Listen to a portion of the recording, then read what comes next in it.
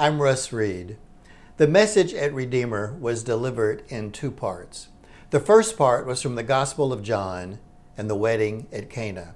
I used the painting, The Headwaiter, as a visual connection to help me deliver the message. So here's the message on the wedding at Cana. All right, thank you. Thank you, Forrest, for that introduction. Appreciate it. So it's a pleasure to be with you this morning. Thank you for the wonderful opportunity to be here and exhibit my work and share with you this morning. So a bit of a background for you who may not know these things. I'm a husband, wonderfully married to my wife Terry for 45 years. We have 2 daughters and 4 sons, and grandparents to 18 and counting. So I'm also an artist. So a little bit about my artist life. The first art museum I remember going to was the El Greco show at the Dallas Museum of Art in 1983, back when it was at Fair Park, if any of you were there. I was mesmerized by these paintings. I had not quite seen anything like that before. I love the entire Baroque period, the Rembrandts, the Rubens, the Zurbarans, those are my favorite, in which they show the suffering saints, the historical narratives, many times in that modern, contemporary setting. We just don't recognize it so much because it was 1605. Doesn't feel real modern to us today. Then I began painting about 30 years ago, and 20 years ago I started this series. I call it the Encounter Gallery. And so they're scenes as I imagine them with the help of the text. They're kind of like Bible study notes, or a little extension to my Bible study, in which I think about those characters who were impacted by Jesus. Perhaps they were impacted by characters from a parable or another one of his teachings, or maybe it was a miracle that they saw or were impacted by. So as Forrest said, I use modern contemporary clothing and everyday settings because I want to show that what would it look like if these stories happened right now, bringing them into the immediacy of right now. So I started out with Jacob wrestling with the angel. I did 6 pictures, some of them quite large. They don't actually leave the house, they're so large. But the smallest one and the last one is in the hallway right now, Jacob wrestling with the angel. Then it was on to other biblical and historical subjects. The series continues to grow. On the easel right now is the healing of the paralytic. And I'm just starting a new commission, a new painting, the 24 feet. So it's definitely a work in progress. But the first painting and subject this morning is the Headwaiter. But before I get into this precise story, I want to tell you about a lunch conversation I had a few years ago. A very good friend of mine, out of the blue, asked me, "Russ, what's the most important verse in the Bible?" Well, I hadn't thought about that exactly in those terms. I didn't know what to say. So as the meal was coming, I thought about it for a minute, and I said, "Okay, I have an answer for you. I think it's the first one." So Genesis 1:1, he knew it as well as I did. In the beginning, God created the heavens and the earth. And he looked at me kind of funny and he said, "Why would you say that one?"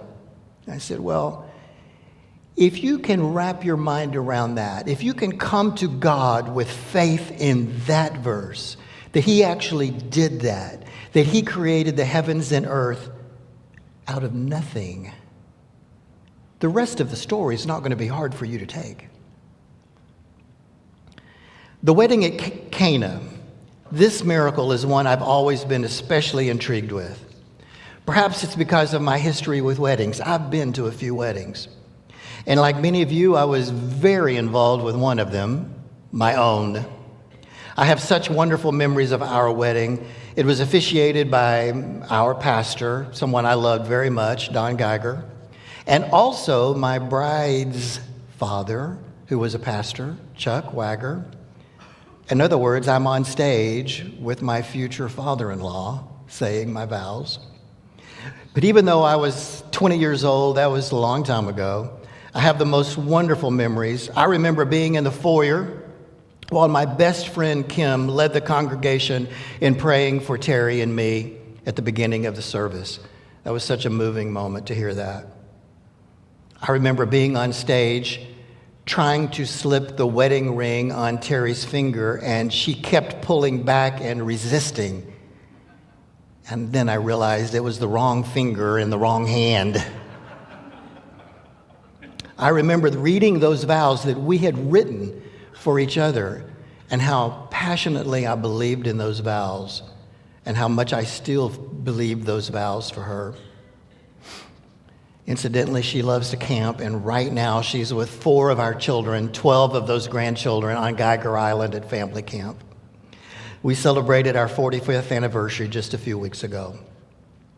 But as we were homeschooling our children in community with many other families, some of them here today, the weddings were often an all-hands-on-deck kind of affair. So many wonderful friends pitched in and helped out. Some were up front, very visible, like Kim. Others were much more in the background, doing the work behind the scenes. One of those I'd like to share with you, just a little bit of detail. When our eldest daughter, Anna, married Donnie, we sent out invitations to 400 people. Some of you were there. And it seems like everyone came. The reception was 20 miles away. 20 miles, I thought, yeah, most people won't do that. Everyone went to the reception.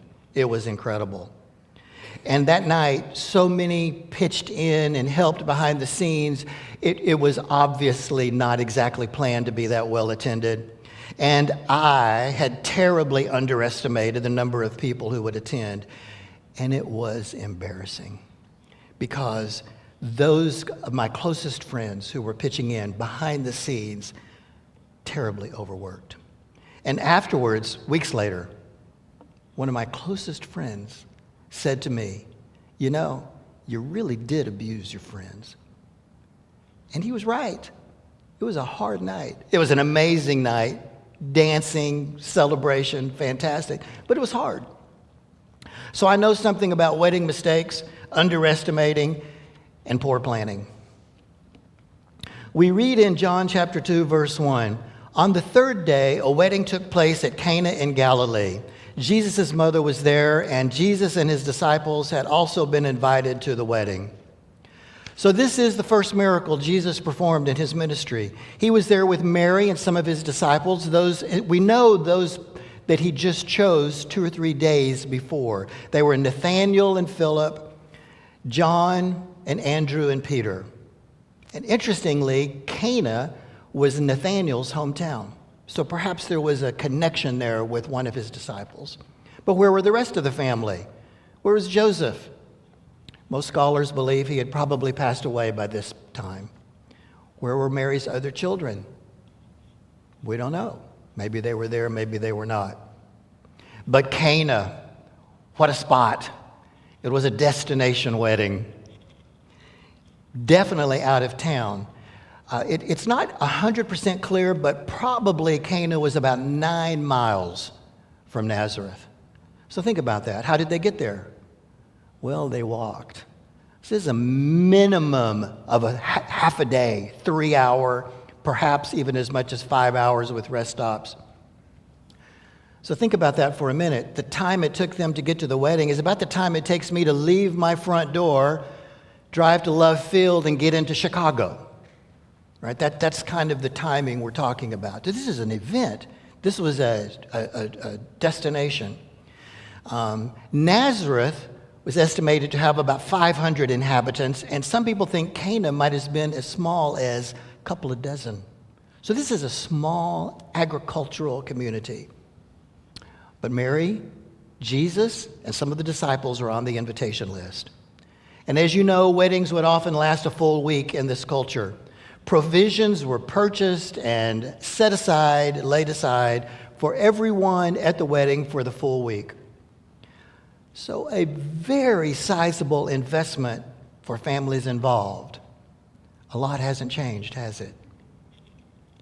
In verse 3, when the wine was gone, Jesus' mother said to him, "They have no more wine." So I like to think that Mary was one of those behind-the-scenes wedding helpers. She was pitching in wherever she was asked, and we know that that was her nature. If that's the case, it is very understandable that she would have been one of the first ones to realize the wine was gone. We don't know why it was gone. Maybe there were more people than expected. Maybe they had been there longer than expected. Maybe there was more drinking going on than expected. All these things happen. And you may remember that in the ancient world, one of the prime virtues was hospitality. That is, taking very good care of your guests. But now, they've run out of wine. And it's an embarrassment, a disaster. It's humiliating. And I can feel the pain. Jesus replies to Mary, "Dear woman," it says in the NIV, "why do you involve me? My time has not yet come." So some translations just say, "Woman, why do you involve me?" So it sounds kind of harsh in English. But actually, I like it that the NIV translation adds the "dear woman," because this is a normal way to talk. It wasn't as harsh as it sounds in English. And so a lot of people think that he was talking about his time coming eventually, his time leading up to the cross. It wasn't that time yet. And then in verse 5, his mother said to the servants, "Do whatever he tells you." Nearby stood 6 stone water jars, the kind used by the Jews for ceremonial washing, each holding 20 to 30 gallons. Jesus said to the servants, "Fill the jars with the water." So they filled them to the brim. Then he told them, "Now draw some out and take it to the master of the banquet," that is, the head waiter. They did so. And the master of the banquet, the head waiter, tasted the water that had been turned into wine. He did not realize where it had come from, though the servants who had drawn the water knew. Then he called the bridegroom aside and said, "Everyone brings out the choice wine first, and then the cheaper wine, after the guests have had too much to drink. But you saved the best till now." So here are some of the things I love about this miracle. It was a friends and family miracle. His whole community were there. It shows us Jesus' extraordinary compassion and understanding in a situation that perhaps not everyone even there at that time realized was a looming catastrophe. We don't even know if the groomsman or the head waiter knew that the original wine had run out. There's a little question there. What did they know? And the head waiter's reaction seems to be, when he tasted it at first, he didn't know where it came from. Make sure you notice, though, that the servants knew where it came from. Something happened, and they knew something had happened, but they might not have known exactly what. So now the head waiter tastes the wine. He puts the glass to his lips, and he takes a sip. This is the moment that interests me, the point of the entire miracle, I think. This is what one artist calls the decisive moment. The head waiter is the perfect person to taste this wine and attest to this miracle. He's the expert on the scene, and he is stunned. It does not make any sense at all to him. He doesn't get it. Why on earth would anyone have done this? So he's trying to get to the bottom of it, and he calls over the bridegroom, because though the head waiter is responsible for the food and drink and the provisions, the bridegroom is responsible for the whole shebang. So he calls him over and he says, "Why have you done this? Why did you save the best for last?" This is the key moment of recognition in this miracle. The wedding, the kickoff of Jesus' earthly ministry on earth. This is the best wine that Headwaiter had ever tasted. It was the best wine anyone at that wedding had ever tasted. And I believe it was the best wine anyone on earth at any time has ever tasted, before or since. The lesson to take away here is simple. When Jesus works, the results are the best. But wait, what exactly happened? How did this happen? It's not really clear. Someone commented that this miracle takes place in the white space between the verses. There was no great production, no pithy conversation. Jesus just willed it to be transformed, and it was transformed. One of my close friends told me recently he's looking forward to sitting down in a cafe, I hope I'm there, on the streets of heaven, and when the waiter asks what he'll be having, he'll just say, the Cana, 30. We can't wait for that. I'm paraphrasing John MacArthur here. Where is the miracle here? I mean, this is massive. Where did the wine come from? Grapes? How do you get grapes? Vines? How do you get vines? Seeds? How do you get seeds? Other vines and grapes? How do you make the vines grow? Sunlight, earth, water the earth. Where do you get the wine? How do you get it? You tend the grapes, you pick the grapes, you crush the grapes, you strain the grapes. There's no grapes, there's no vines, there's no seeds, no other seeds, no sunlight, no earth, no watering the earth, nothing but water. He's created wine out of nothing but water. Maybe he could have said, be wine, but he didn't. He just willed it, and it was transformed. He chose to use the water that was on hand and transform that water into wine. Could he have done something differently? Could he have told the servants to empty the water jars? Sure, he could have. And you know, and probably agree with me, that he could have created wine out of nothing but thin air. He had done something like that before, back in Genesis 1:1. But at its essence, this particular miracle is about one of transformation. It's essential to notice that Jesus transformed that water from its original nature to one that is completely different. And in verse 11, the scripture wraps this up with this, the first of his miraculous signs Jesus performed at Cana in Galilee. He thus revealed his glory, and his disciples put their faith in him. So this miracle was the first one that John, Peter, Andrew, Philip, and Nathanael ever experienced. So a little bit about the gold leaf on the painting, and I want this to give some insight into the idea of the transformation. I like to use gold leaf especially when I can make it meaningful.